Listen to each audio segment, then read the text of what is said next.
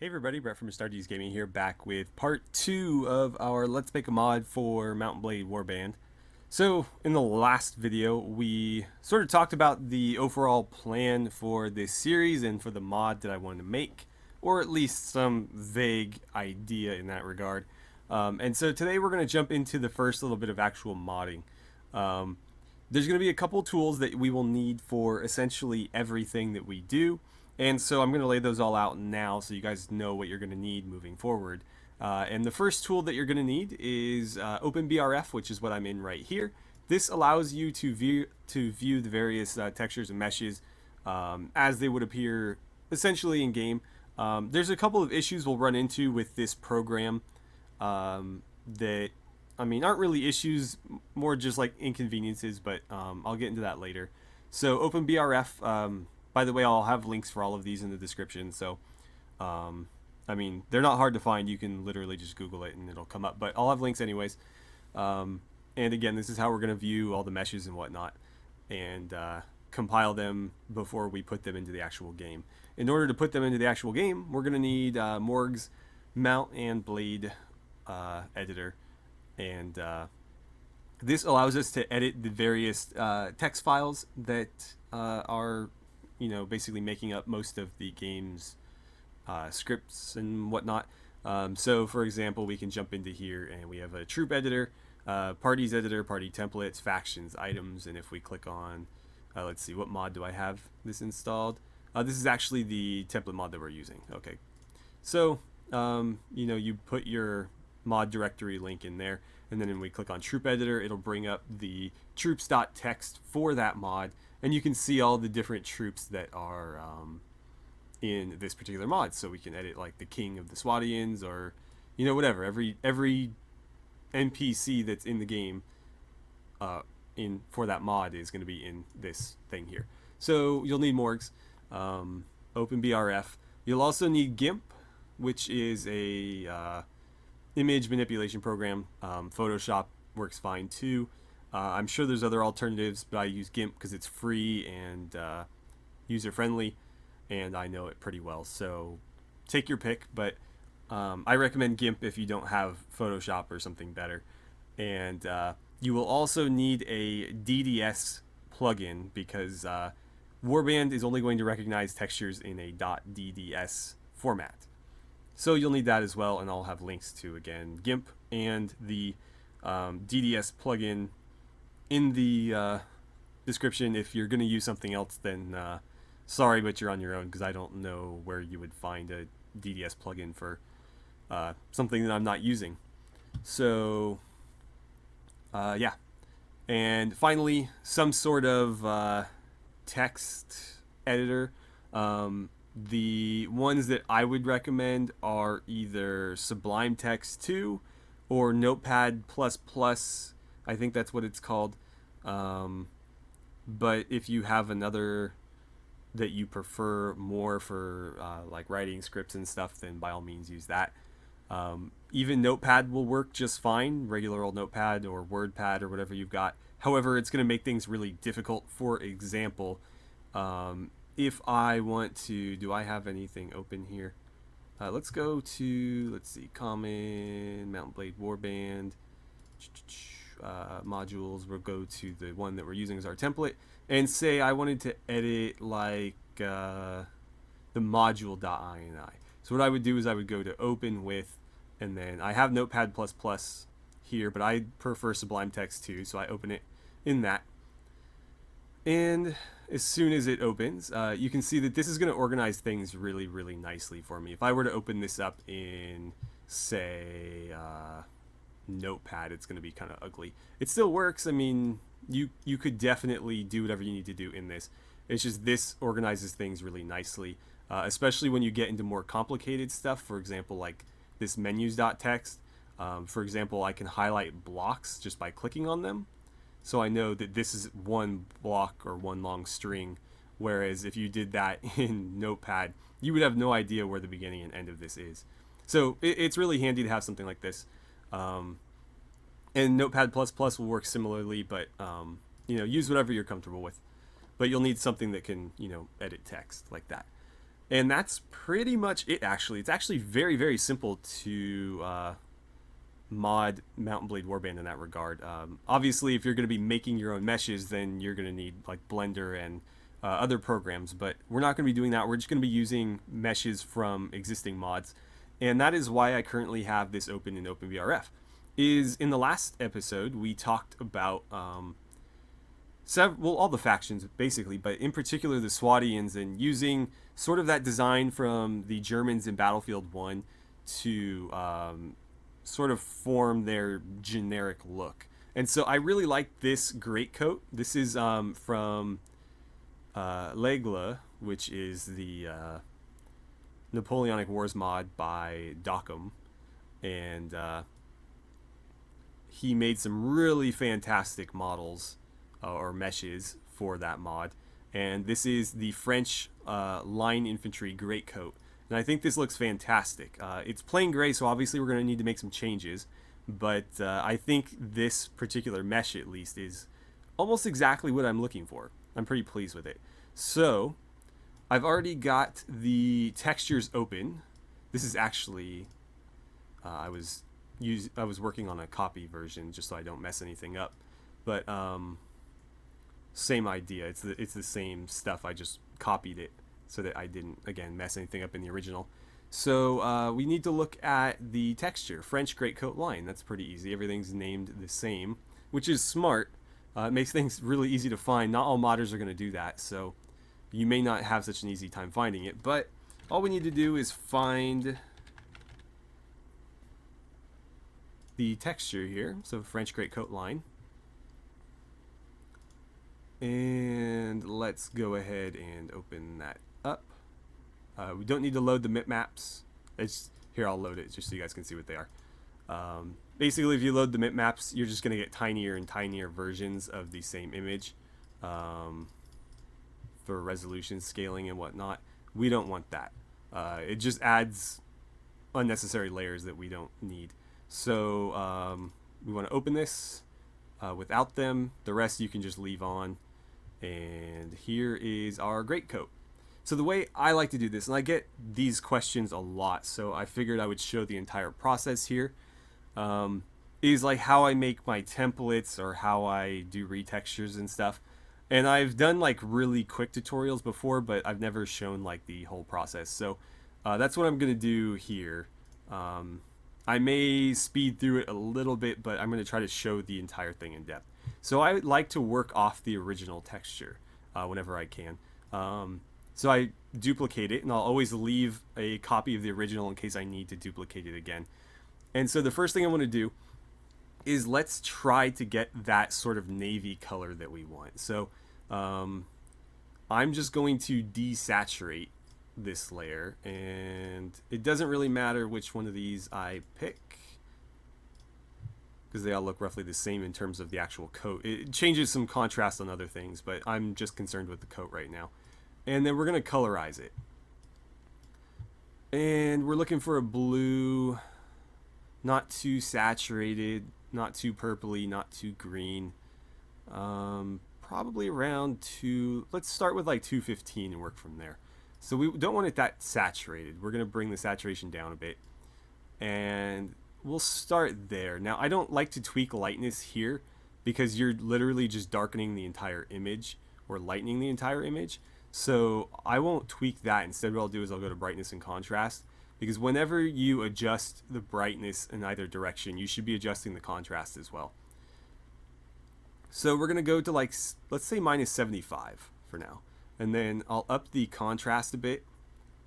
And that's not too bad. It's too blue, but the darkness I think is about right. So we'll okay that, and then we're going to go back to hue saturation and just desaturate it a little bit more. Let's say like minus 25. That, you know what, I wouldn't mind it a little bit more blue than that.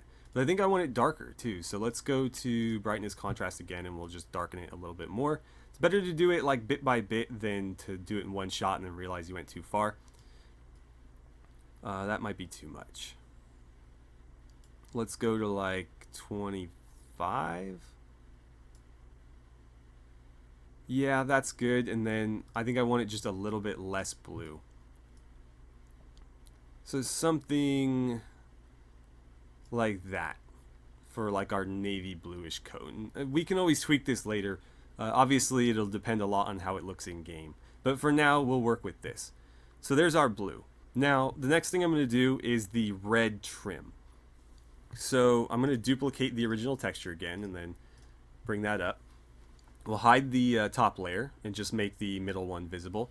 And then we're going to do the same thing here. We're going to desaturate this. I'll just do lightness for all of them for now. But again, it doesn't matter. You can see like the actual parts that I'm concerned about don't change when I click these. Only like this stuff over here does. And then we're going to do the same thing. We're going to colorize it. But this time we're going for red.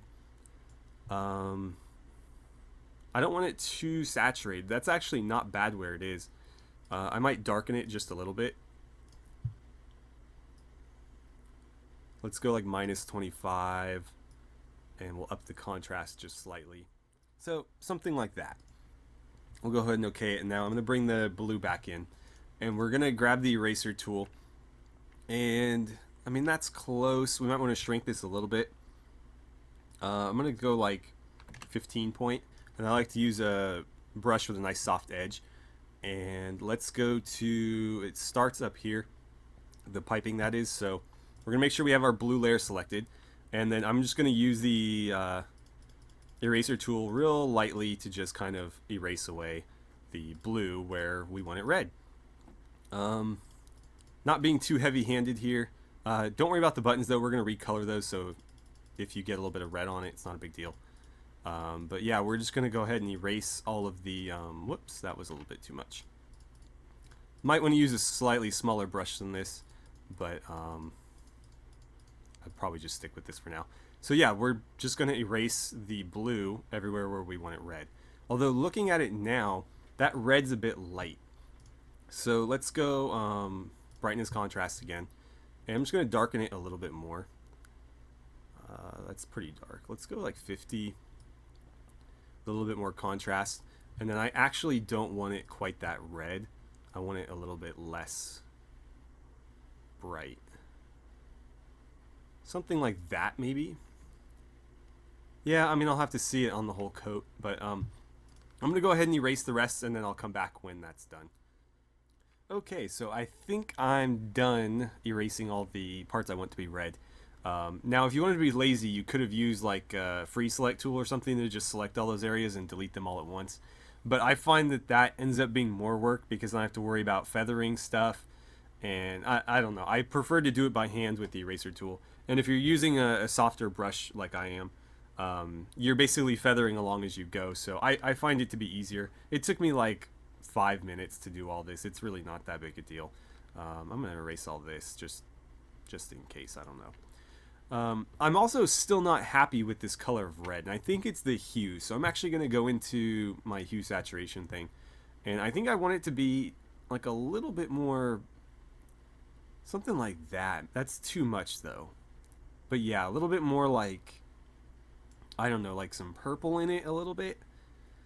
I see, like I don't, it's like, I mean, that's better.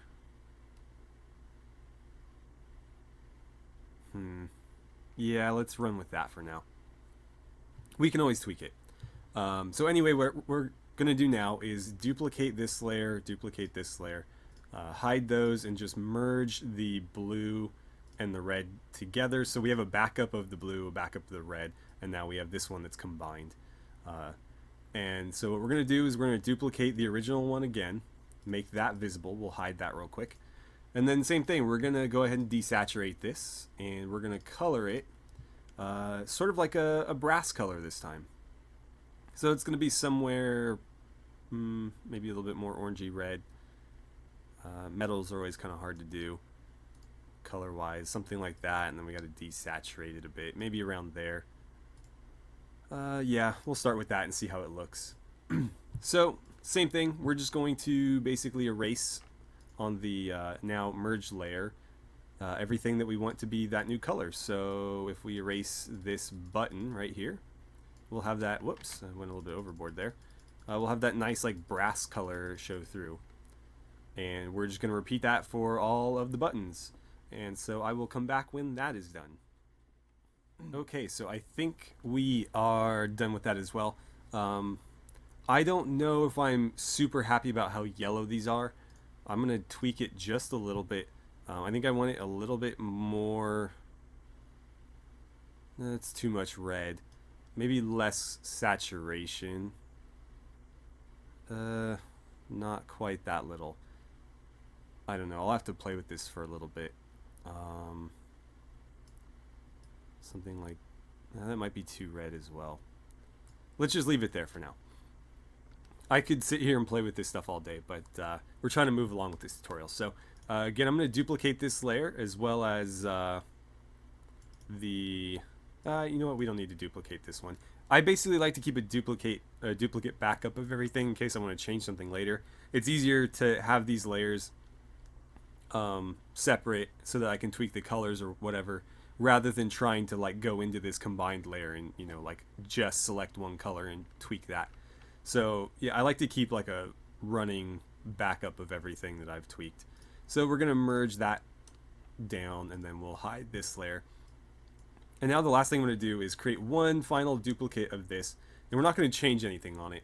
I am just going to take a really big eraser brush, and that's probably big enough. And I'm just going to erase, whoops, we need that visible. I'm going to erase this stuff that we didn't need to recolor. So all these like little shoulder things here. Depending on what you're going to use this one for, you may not even need to bother with any of this. However, I know for future reference that I might be using these. With this particular model, there's other variations of it, like the Grenadier one that has the shoulder things on it. So for example, if I wanted to use this as the basic uniform, I could maybe do this model as the like officer, and he has the little shoulder things. So I might want these to show up properly in a different model or something. So just, you know, thinking ahead, gonna go ahead and clear that out. We'll erase this as well. And the little black leather stuff too.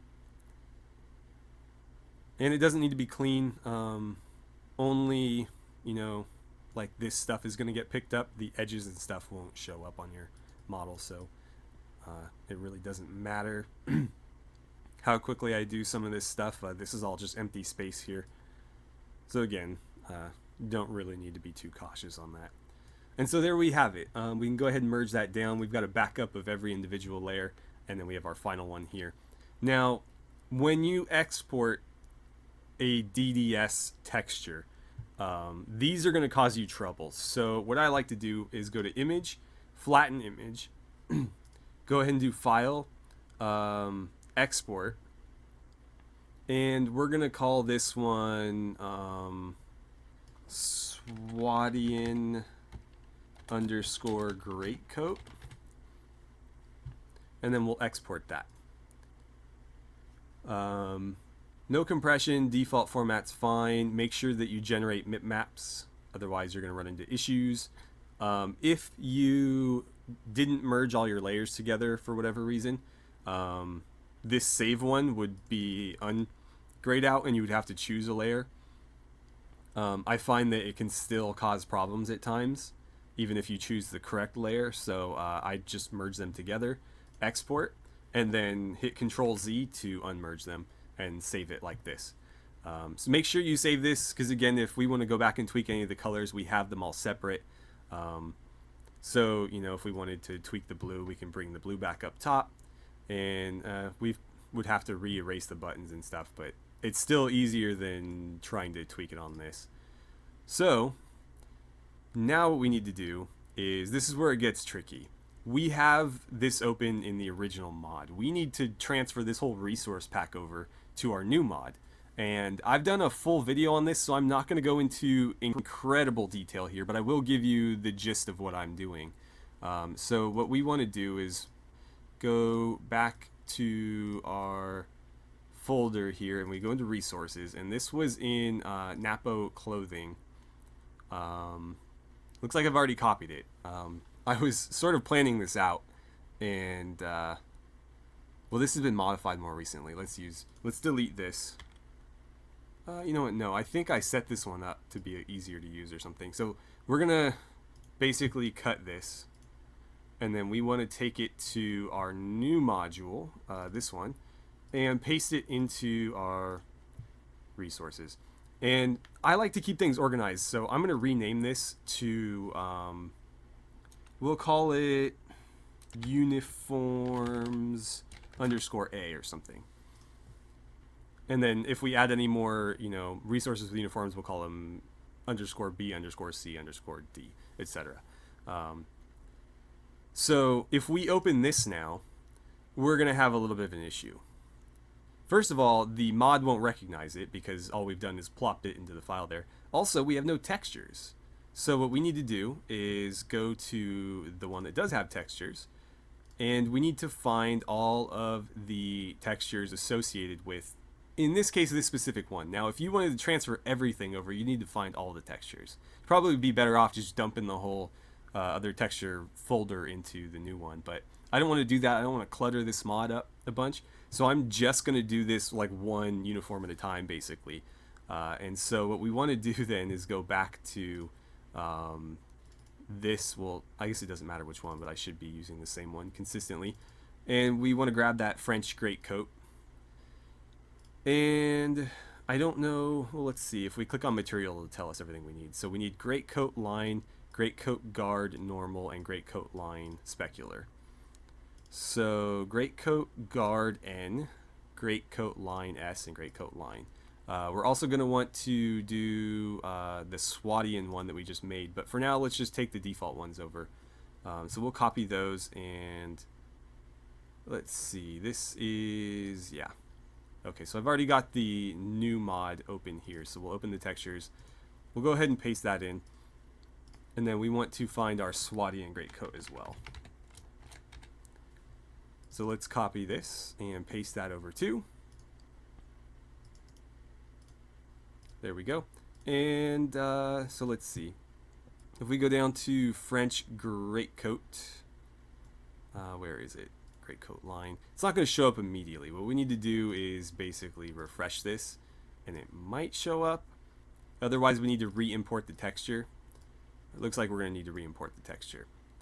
Yeah, because there's no meshes associated with this, so this is actually going to be a pain in the ass. Weird. This one has... Oh, the materials are in a separate one. That is going to suck. Okay, we can do this. All we need to do is import new texture, hit browse, and then find our textures here. Grab all three of them, hit open. In this case, we're going to add new material with the same name. It's going to give us more materials than we need, but we can always delete them. However, it's more difficult to add them. So here are our textures, and we're going to delete this one and this one. We only need the one. Now we want to go back to this. This is the original, and we want to copy the shader over. So we're using specular shader skin bump high, all underscores. We'll copy that.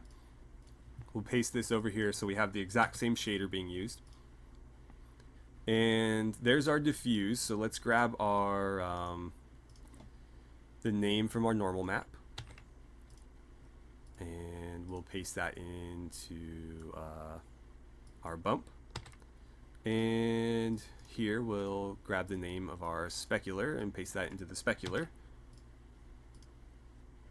There we go.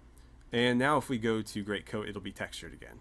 It'll probably be the only thing in here textured. Yeah, I don't think any of these others are going to... well, some of them will use the same texture and they might recognize it. But this is all we care about right now. So this is textured again. Now we want to import... let's see here, our Swadian texture. We'll grab that. And I didn't mean to leave that checked, but that's fine.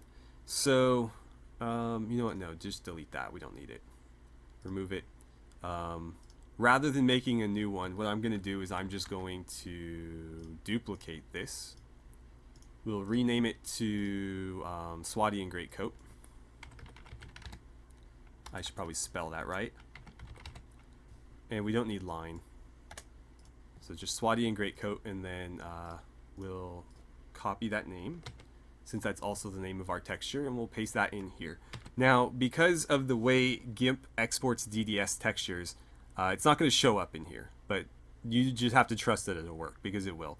So you're going to get this checker box thing, just like as if the texture wasn't recognized, but as long as the name here minus the file extension is correct and correctly inputted here, it should work. So we'll copy this again, and what I'm going to do is, rather than just use this specific one, I'm going to duplicate this with the LODs as well. Again, I like to leave backups just in case anything goes wrong. So we're going to rename this to Swadian Greatcoat, and we're going to have it use the Swadian Greatcoat material. Okay, so now we just want to save that. And before we go into Morgs, we want to go into our mod thing here and open up our module.ini. So let's open that up. And we want to go down to the bottom where we find all these load module resource things. So it really doesn't matter where you put it. These # things are just organizational aids for the modder. So you can put them anywhere. It doesn't matter as long as you have the proper like load resource thing in front of it. I'm not sure what the difference between load resource versus load mod resource versus load module resource is. I usually just type load mod resource and it always works, so I just do that all the time. In that case, we'll find, let's see, where would this fit nicely? You know what, let's do this. We'll use load module resource equals, and let's hit enter here. We'll plop it in front of this, and what the hell did we call it again? We called it uniforms_A. I recommend copying pasting everything, that way you don't make like spelling mistakes, or like for example, if I called it uniform A and I typed uniforms A, you know, errors like that will drive you nuts. So again, I recommend just like copying and pasting stuff, but I got it right this time, so we should be fine. Now we got to save that. Now the mod will recognize our resource and it will load it when the game starts up. So we've done our job there. Finally, we go into Morgs here, and I'm actually going to reload it just to make sure. You know what, I'm going to open it from scratch because I want to make sure that it recognizes that that mod or that resource is active. So we'll go into our item editor, and because I'm completely overhauling this mod, I don't want to have a lot of like excess clutter and stuff. So I'm going to replace items rather than add new ones, because a lot of the stuff in this mod by default is not going to be of any use to me. So let's see, what would be worthy of replacing first? I guess something like, what would be the most basic? Nomad armor, nobleman outfit, courtly outfit, coat. How about that? We'll start with coat. So let's get our thing back open here again, copying and pasting whenever we can. So Swadian greatcoat, we're gonna paste that in here and hit update.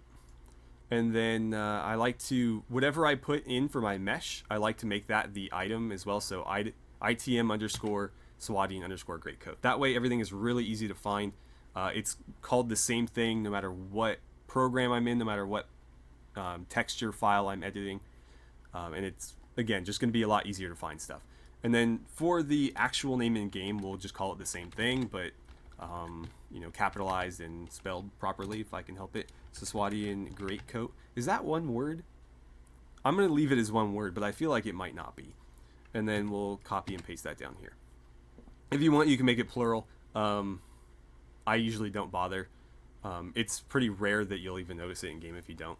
But in this case, we'll do it. And let's see, I don't really care about any of this, but if you want to edit the body armor, the leg armor, this is the strength required to wear the armor. Abundance is how often it shows up in shops. 100, I think, is about the average. This is the weight of the item, which affects encumbrance. and then how much it costs. Body armor is what we want to have checked. So if you were putting this in as a new item, you know, you want to make sure you check body armor, unless of course you're making like a helmet or something, then you want to check that. Or if you're making a sword, you know, you check this. But yeah, do that. Civilian, that just means that it can show up on people when they're in like feasts and whatnot. If it's not a civilian item, then there's certain instances where they can't wear it. And then it doesn't cover hair or legs or penetrate shields. Some of these are like double use, obviously. So like this one, next item is melee. If you're inputting like a throwing weapon that you also want to be able to use as a melee weapon, you would input the throwing weapon first, click this, and then the next item in the list will be the melee version of it. But in this case, that's irrelevant. So we'll update, and that will basically add our item. It's just overriding the regular coat that we replaced, and then we'll save. Do we want to timestamp? I always recommend that you do that, just in case you ever need to go back because you messed something up bad. So we'll say yes. Now let's go into the game and see if this actually worked. Okay, so we're in game now, and I've got this little test character here. I recommend that you create like a test save, because a lot of things that you do are actually save compatible. For example, any like armor stuff that we add or change is save compatible.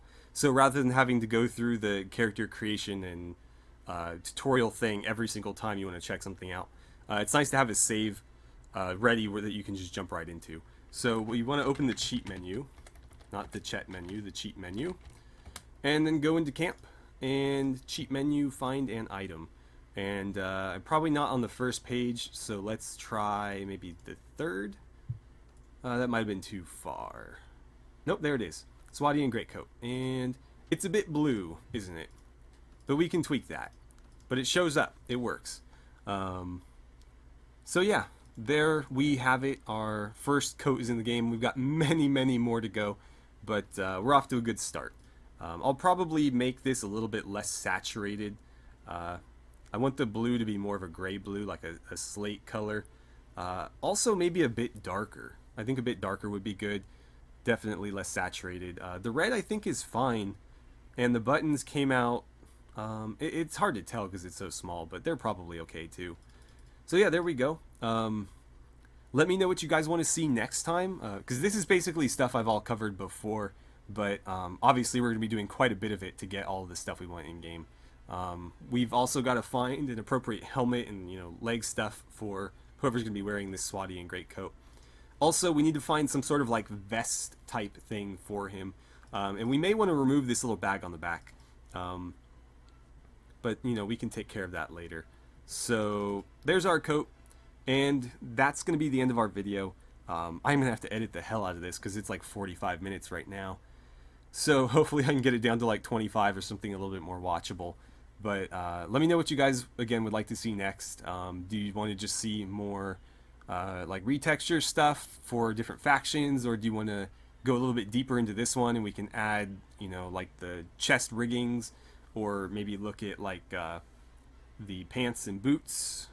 Actually, does he even have...